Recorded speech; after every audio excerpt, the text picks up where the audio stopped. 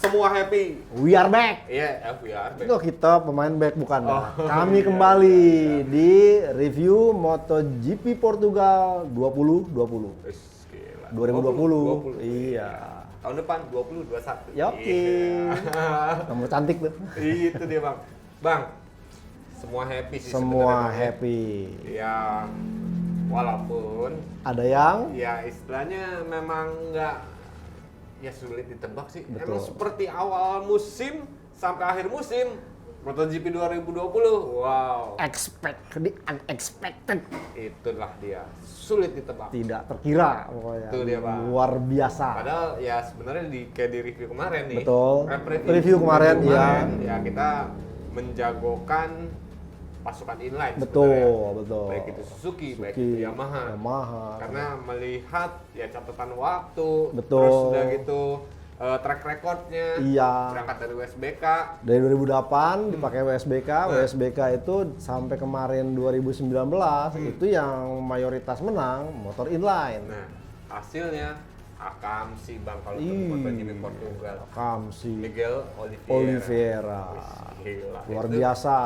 apa ya? Pole position Hmm. dan menang. Nah, Terakhir pole position Iya. 20 September. nah itu dia. Maverick Viñales pole position menang di San Emilia Romagna. Iya. Iya. Roman ya. Betul. Meskipun ya kemarin tuh Viñales juga menangnya kan gara-gara Ada yang jatuh. Peko Bagnaia jatuh. Iya. Gara-gara apa? Tear off-nya Si Fabio Fabio Quartararo. Ya, bukan ya? Itu Jack Miller. Oh, Jack Miller. Tapi kan sempet dia kayaknya ngegiles apa Iya. jadi jatuh. Sama-sama tear off, Iya. tapi untuk tear off-nya Fabio Quartararo itu masuk Yang- ke mesinnya Jack Miller. Tahu tuh mesinnya Sampai dilelang kan? Iya, ditelan sama motornya Desmos Edici. Itu dia. Set. Nah, nih Bang. Oke. Ini kita bicara dulu tentang reviewnya si ya jalan MotoGP Portugal nih, Bang. Portugal kemarin. Ini kenapa Oliveira Ya, bisa sangat superior. Betul. Bahkan Franco Morbidelli, terus Jack Miller. itu mengakui bahwa nih Miguel Oliveira itu berada di level yang jauh sangat semua berbeda. sangat susah sekali karena kalau dilihat dari catatan waktu Morbidelli sama Miller mereka tuh udah 1.40 kecil Iya, terus. Miguel Oliveira 1.39 pas baru udah beberapa lap terakhir aja Iya. baru 1.40 Iya. kecil. Tapi memang kalau kita melihat faktor ini tadi ya, lagi-lagi kita melihat bahwa keuntungan peran si test rider yang kemarin di Portimao test itu turun ini memberikan feedback yang cukup baik. Dani Pedrosa lagi-lagi patut acungi jempol, is the best, dia memberikan feedback yang cukup bagus, itu yang pertama. Yang kedua adalah kalau kita melihat semua pembalap ini punya data lebih karena kan kondisi cuaca di Portimao kemarin praktis dari Jumat sampai kemarin balapan cerah dan hampir stabil Suhunya bermainnya stabil ya. di Sebenarnya 20 ke atas lah 20 ke atas di bawah 30 28 lah paling top. Di situ pembalap-pembalap udah langsung bisa fokus mana pilihan bannya dan sebenarnya memang sudah kebaca bahwa pilihan yang paling masuk akal adalah hard dan paling ini medium. Soft udah jangan nggak mungkin Kecuali cuman untuk time attack. setuju. Nah, itu sebabnya kemarin bagaimana kita ingat seorang Maverick Viñales sempat bikin catatan waktu tercepat tuh di free practice dengan hard. Nah, kemudian semuanya dijadiin patokan. Nah, Miguel Oliveira akhirnya mampu udah dapet tuh di free practice 4. Baru kemudian dia berusaha untuk time attack dan time attack-nya itu pun tidak sampai ke soft malah dia hard medium dan akhirnya berhasil. Praktis kemarin itu juga posisi dari Oliveira berada tampil di depan. Ya saya harap sih kemarin tuh duel tuh akan Morbidelli jus gitu. Ternyata sempet jus. Ada sempet duel lah dulu gitu di ya. jus lagi sama Oliveira. Itu dia. Dan langsung ngegap. Ya praktis kemudian itu Miguel Oliveira udah paling depan sulit dikejar. Ya duaan nih Miller pun kan buka gap tuh sama Morbidelli di antara pembalap keempatnya. Nah di situ Miller juga udah sadar, wah udah dah gak mungkin ngejar Morbidelli. Usaha terbaik dia adalah bagaimana membalas kekalahan dia di Valencia. Itu. Luar biasa. Tapi pokoknya. gini Bang, tadi kan kita bicarakan tentang ban ya. Iya. Miguel Oliveira pakai hard. Hard. Franco Morbidelli, Medium Jack hard. Miller, Medium hard, iya. belakangnya hard Iya. ya, depannya medium. Nah, ini sebenarnya bang ada keuntungan tersendiri nggak bagi si Miguel Oliveira ketika dia pakai ban depan hard atau ban belakang hard? Ada keuntungan tersendiri nggak? Karena ya kita tahu nih bang, Michelin. Iya. Nah, Michelin sendiri itu ya menyediakan dua pilihan ban sebenarnya bang. Ban depan hard itu ada dua opsi. Nah, ada yang asimetris dan simetris. Ada yang asimetris. Betul. Nih. Nah, ini ada keuntungan tersendiri nggak sebenarnya yang ya bisa dibilang akhirnya menjadi senjata ampuhnya si Miguel Oliveira nih bang, ada nggak? Ya kalau kita melihat sebenarnya kalau katakanlah Miguel Oliveira ini hard yang kemarin pakai oleh Miguel Oliveira adalah depannya asimetris. Oh, depan asimetris. Depan asimetris, belakang simetris. Kenapa deh bang pakai depan asimetris? Jadi dia melihat mungkin kalau menggunakan medium, dia push dari awal, efeknya pasti akan habis di 5 atau lap terakhir. Nah ini kemungkinan Miguel Oliveira memperkirakan dia harus ngabur sejauh-jauhnya dengan kondisi ban yang istilahnya kalau mungkin medium simetris, mungkin dia akan perlu waktu karena kemarin kan kebanyakan ke kanan, dia akan kerepotan ke kiri. Nah dengan yang asimetris depan ini yang hard, ini membuat suhunya cukup stabil.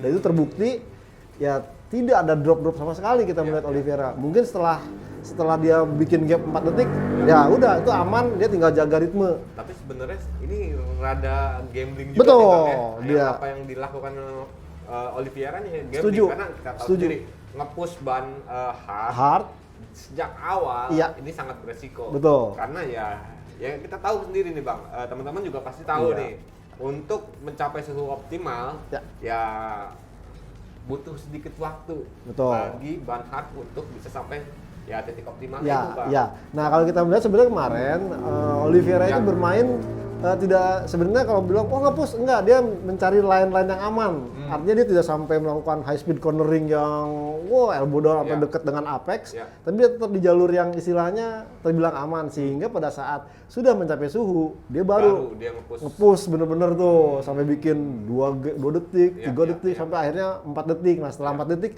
dia tinggal jaga ritme balapnya sampai finish pertama. Oke, nah itu ya bang. Iya. Ya sedikit analisa kenapa Miguel Oliveira tanda petik berani berjudi menggunakan opsi hard belakang hard. Itu dia.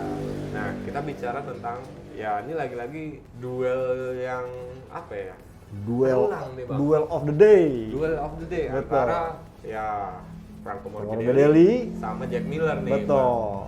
Bang. Nah kenapa kali ini Jack Miller lah yang berkuasa. Betul. Morbidelli ya terpaksa nih. Ya. Jadi kalau kemarin sih memang opsi terbaik Morbidelli adalah medium hard. Cuman dia akhirnya kemarin itu sempat berusaha untuk bikin gap, ternyata Millernya tetap nguntit dan beberapa kali sebenarnya Morbidelli itu berpikiran mungkin Jack Miller akan melakukan tekanan lebih awal. Istilahnya membalas kemarin di Valencia, ditunggu-tunggu kok enggak nyerah-nyerah, ngikut terus sampai akhirnya ya dilakukan di lap terakhir. Betul. Itu dan mulai dilakukan tekanan terus sampai akhirnya di tikungan 3 tikungan terakhir dia barengin tuh. Jadi inget kayak Styria, dia ngebarengin Paul Espargaro. Akhirnya kan mau nggak mau nih Morbidelli tidak ada kesempatan mau ngambil setelah mana, dibarengin. Mau nggak mau dia harus mengerem. Di titik yang sama keluar, nah titik keluarnya itu lebih nge-grip atau akselerasi ban belakangnya jauh lebih bagus Jack Miller sehingga keluar tikungannya lebih cepat. Apalagi ya udah mau nggak mau. Iya. Pas tikungan terakhir itu udah sebenarnya dibilang high speed. Iya. Betul. Menjadi kelebihan Yamaha ataupun mesin-mesin inline. Iya. Betul. Tapi ya dengan grip ban belakang yang udah cukup dikatakan cukup aus mau nggak mau nih Ducati bermain dengan akselerasinya luar biasa. Dan kalau kita melihat kan dari keluar tikungan 15 terakhir tuh panjang, garis finishnya pun lumayan cukup jauh. Beda cerita kalau garis finishnya pas yang di tanjakan titik itu lain cerita. Itulah dia. Tapi gini bang, ini kita udah bicara tentang Oliveira, Franco Morbidelli dan juga Jack Miller. The Thriller. Ini semuanya sama-sama udah mulai nge-push nih sebenarnya. Betul. Bukannya udah mulai nge-push, tapi memang sudah push dari awal. Gitu. Nah, ini sedikit balik lagi nih bang, ke review tentang apakah bisa dibilang nih sebenarnya karakternya Portimao-nya. Iya. Ini cenderung ke ya inline atau ke V4 sih sebenarnya. Jadi kalau seandainya pilihan bannya mungkin stabil ya, kita bicara stabil dengan tahun kemarin, tidak ada perubahan ban belakang. Saya percaya inline masih bisa berjaban, bisa. Cuman problemnya ada sekarang kan ini track baru. Kemudian Michelin pun baru jajal pas saat tes MotoGP Portimao. Dia tidak berani mengubah banyak pilihan, tidak memberikan, artinya pilihan yang hard pun hanya depan aja nih, nggak semuanya asimetris. Itu juga menjadi kecenderungan karena juga batas waktunya kan terlalu mepet.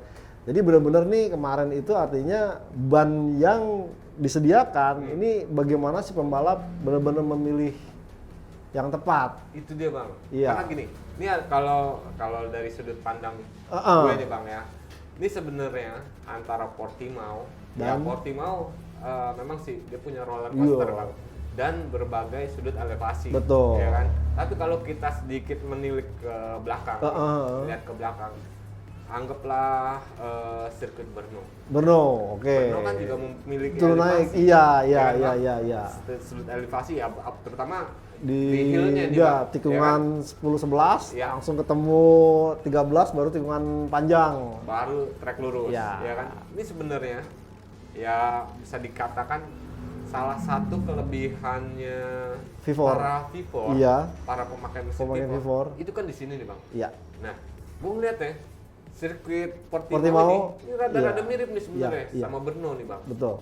Nah, apakah memang ya ini kelebihannya akhirnya menjadi kelebihan para pemacunya V4 nih bang? Karena memang di ketemu tikungan terakhir langsung straight line kan. Ini benar-benar menjadi istilahnya kekuasaan dari seorang V4.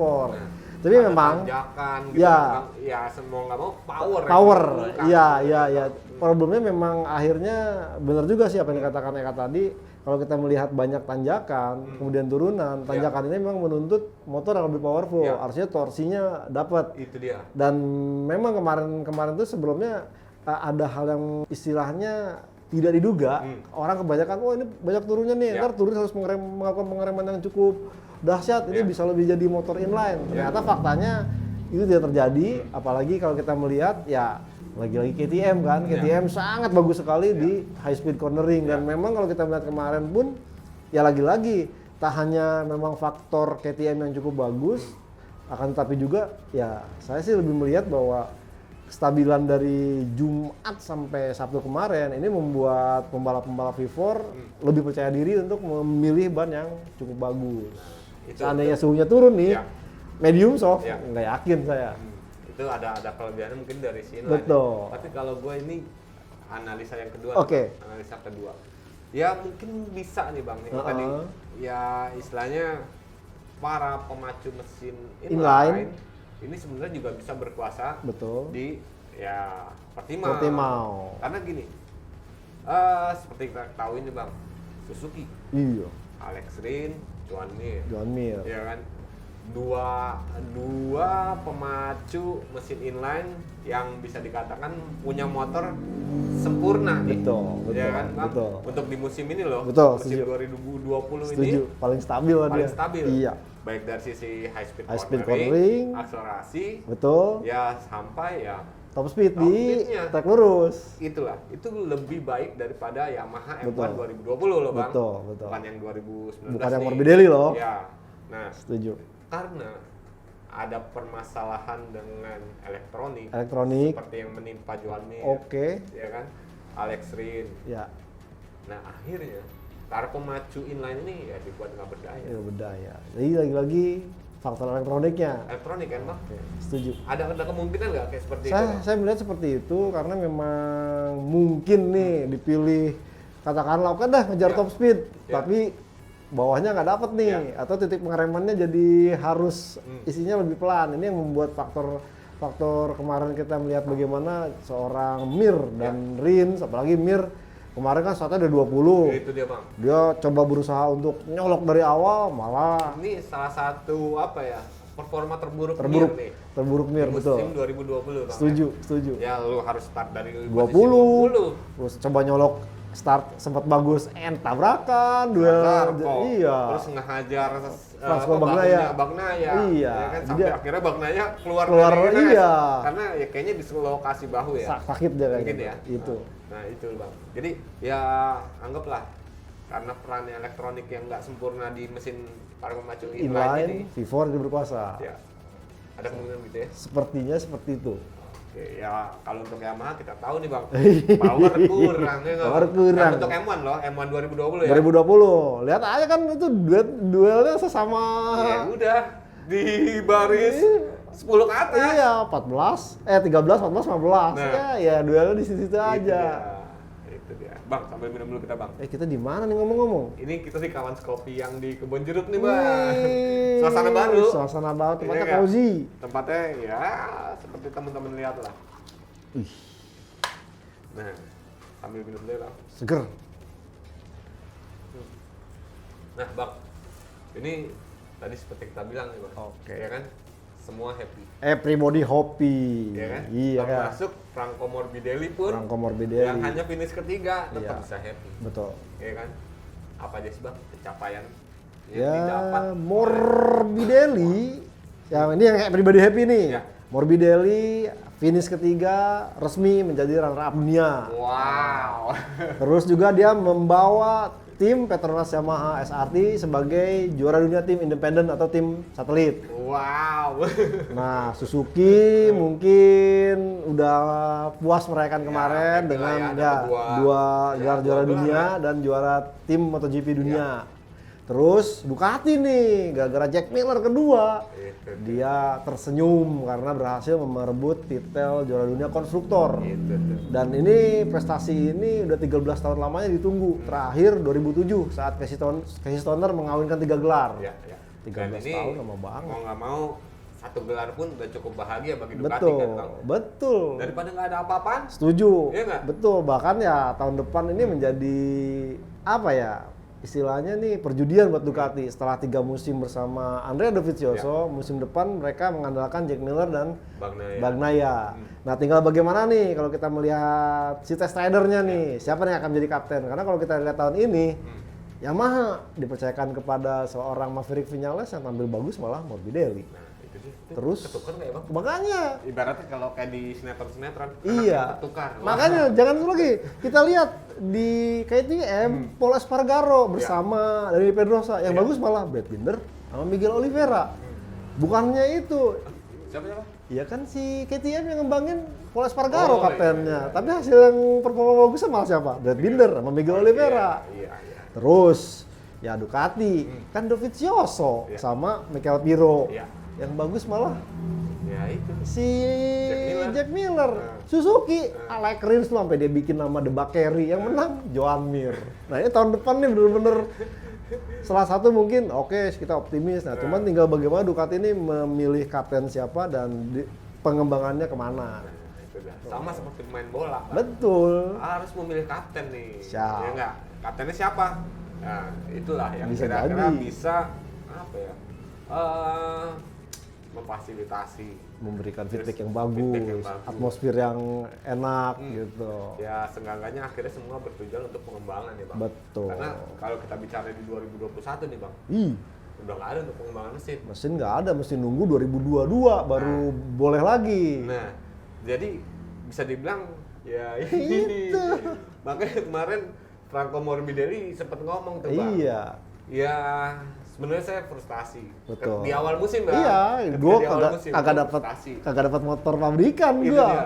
Motor yang diberiin ke gue ini, paket yang diberiin ke gue ini nggak seperti ya 3 pembalap yang lain. Vinales, Quartararo, Rossi. Nah, sementara gue dipakai Bang. Nah, yang bener tuh spek A atau spek B karena ya ini Jadi akhirnya gini. apa ya? Menjadi bingung nih Ya. Bang. Sebenarnya spek A. Spek A itu adalah mesin dari 2009 yang dipersiapkan. Ini yang terakhir dipakai di Valencia. Karena kan kalau kita ingat Valencia terakhir itu Yamaha masih coba menjajal mesin plus swing arm karbon. Nah, Morbidelli itu yang spek A. Kalau spek B biasanya tuh istilahnya pengembangan motor 2019 tapi berdasarkan progres paruh musim pertama MotoGP 2020 buat yang paruh musim kedua. Itu spek B biasanya. Nah, spek B ini ntar biasanya dikembangkan buat acuan untuk 2021. Satu. Berarti tetap Tidak Morbidelli spek A. spek A. Nggak ada spek B. Kalau spek B minimal kelihatan fairingnya tuh mirip dengan 2020 yang awal dipakai dan mungkin swing armnya agak lebih geser. Nah, ini kemarin malah Quartararo sendiri kan jajalin swing arm karbon gitu. Justru malah kesulitan. Iya, pakai itu kesulitan. Nah, ini ya itu tadi Bang. Betul. Morbidelli yang awalnya kecewa, frustasi, justru malah sekarang tersenyum lebar dengan apa yang diberikan oleh Yamaha. Dan bahkan dia ya udah tahun depan gua speknya kayak gini lagi, kacau. Tapi bisa kan? Ya, karena bisa. memang ya dia dapatnya spek seperti ini, nggak ada pengembangan mesin loh Bang. Betul, engine free sampai 2022. Tapi kalau untuk part yang lain itu Bisa. masih memungkinkan, baik itu dari sasis, baik itu dari swing arm, baik itu elektronik, dari elektronik, dan bahkan suspensi. Iya. Oke, Bang. Oke, setuju. Jadi semua happy ya, Everybody guys. happy guys. Dan- Are you happy? Sebenarnya kalau gue sih rada sedih nih Bang. Gue sedih. Karena ya musim MotoGP 2020 berakhir. Ya interaksi sama temen-temen juga jadi ya nggak bakal seintens seperti yang sebelum-sebelumnya nih Bang. Yang back kita to bisa back. hampir ketemu tiap minggu. 3 minggu kayak ketemu. gimana, itu dia. Nah sekarang jadi ya apa ya Bang? Ya kalau ketemu. iya, tapi tenang. Oh, kalau kangen-kangen sama kita ya tinggal kasih komen. Bang, kangen ya gile. Sama kayak temen-temen ada yang nanya, Bang, abis MotoGP 2020 ini berarti Autores udah nggak ada MotoGP dong gitu. Enggak dong, Kan? masih ada 2021 lah. Orang sekarang udah November, tinggal ketemu Desember, ketemu Januari bentar lagi. Desember, Januari, Februari, 3 bulan ya. Jangan Karena iya. Maret udah mulai. Betul. Ya antara Februari itu udah mulai Biasa, tes pramusim. ya kan? Iya. Ya seenggaknya kita bukan kosong ya, kosong event loh guys. Iya, kosong eventnya, tapi kalau kontennya sih, konten kita terus ya Bang. Tungguin terus kejutan dari kita. Nah, itu. Karena setelah ini kita juga makan ya biasa nih Bang. Ike apa tuh? Review. Oh, Untuk semusim ini ya? semusim penuh. Jadi tungguin aja guys. Ini kan baru cuma review MotoGP Portugal. Portugal. Guys. Oke Bang. Siap. Terus apa lagi Bang kita? Apa lagi ya? Ya itu aja deh. Jangan lupa sama teman-teman kasih komen. Mungkin ada masukan nih pengen bahas apa yang dirasa di 2020 ini ada yang belum dibahas. Kasih kabar di komen. Teman-teman tuh minta Minta apa lagi? Moto2 dan Moto3. Oh iya. Oke. Kita bisa ya? Bisa. Bikin ya? Bikin. Ya beberapa video setelah inilah ya. Review MotoGP 2020 kita mainkan. Oke. Saya Kabudiansyah dari Autores ID dan juga gridauto.com. Mohon pamit guys. Dan saya Jonyono Mulia dari motorplusonline.com. Turut pamit. Oke Bang. Sampai jumpa. See you guys.